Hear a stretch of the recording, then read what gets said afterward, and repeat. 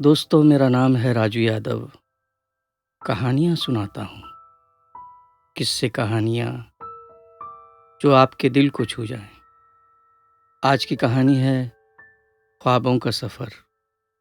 पिता देवनारायण मिश्र ने ये कहते हुए मुझे घर से निकाल दिया कि नाकारा और निठल्लों के लिए इस घर में कोई जगह नहीं है। हम भी कहाँ हार मानने वाले थे। हमने भी अपने ख्वाबों को पंख देने की ठान ली और मथुरा से मुंबई आ पहुँचे। मथुरा से मुंबई की यात्रा तो सरल थी, पर मुंबई में अपने ख्वाबों को पंख देना इतना आसान नहीं था। यहाँ कदम कदम पर मुश्किलों से भरा सफ़र था। मथुरा में अपने ख्वाबों के पंख फहराना पतंग उड़ाने जैसा आसान लग रहा था, पर अब लगता है मिश्रा जी ठीक ही कहते थे। बाप के राज में जितनी अय्याशी करनी है कर लो, खुद कमाओगे तो आटे दाल का भाव पता चलेगा। मुंबई ने मुझे मेहनत करना सिखा दिया है। काश मैं मिश्रा जी को ये दिखा पाता कि अब मैं नाकारा निठल्ला नहीं हूँ। घंटों कहानियों के पन्ने पलटता रहता हूँ, एक एक लाइन को कई कई बार पढ़ता हूँ, ये समझने और जानने के लिए कि आखिर ये किरदार क्या कहना चाहता है। पापा अक्सर मेरे खेल कूद पर सवाल उठाते रहते थे कि मैं कभी किताबें खोल कर नहीं देखता। मैंने उनकी ये शिकायत दूर कर दी है।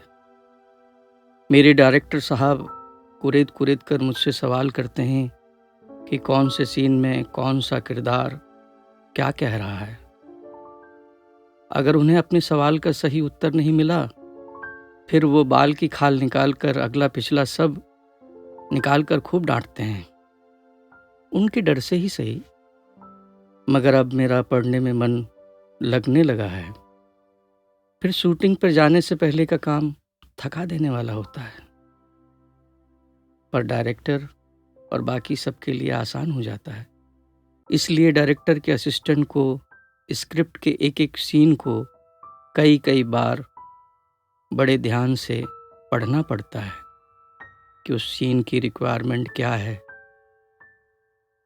और कई बार इसी मशक्क़त में शरीर और दिमाग इतना थक जाता है कि बैठे बैठे कब शरीर गहरी नींद में डूब जाता है पता ही नहीं चलता।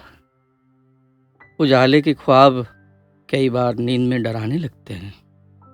कई बार अकेले बैठकर जब उन ख्वाबों के बारे में सोचता हूँ तो डर लगता है, जैसे मैं किसी कैद खाने में तन्हा अकेला यहाँ से वहाँ भाग रहा हूँ और बाहर निकलने का रास्ता ढूंढ रहा हूँ।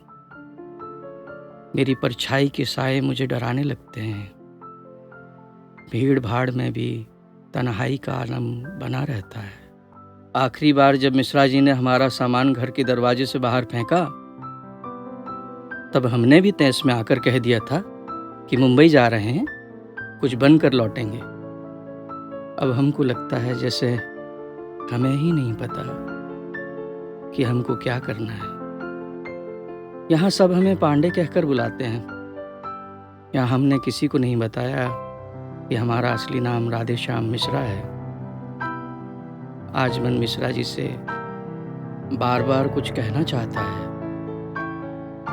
आसमान में जब उड़ते हुए पंछियों को देखता हूँ तो अपनी ही लिखी कुछ पंक्तियाँ याद आती हैं कि मैं तन्हा ही सही मुसाफिर हूँ मंजिल का, चलना और ख्वाब बुनना मेरी आदत है। तुम ठहर जाते हो शाम ढलने पर, मुझको मालूम नहीं कि मेरा ठिकाना कहाँ है। दोस्तों, ख्वाबों का सफ़र, मेरी मंजिल, मेरी दास्तां, आज के लिए इतना ही। ख्वाबों का सफ़र जारी है, कहानियाँ वो जो आपके दिल को छू लें।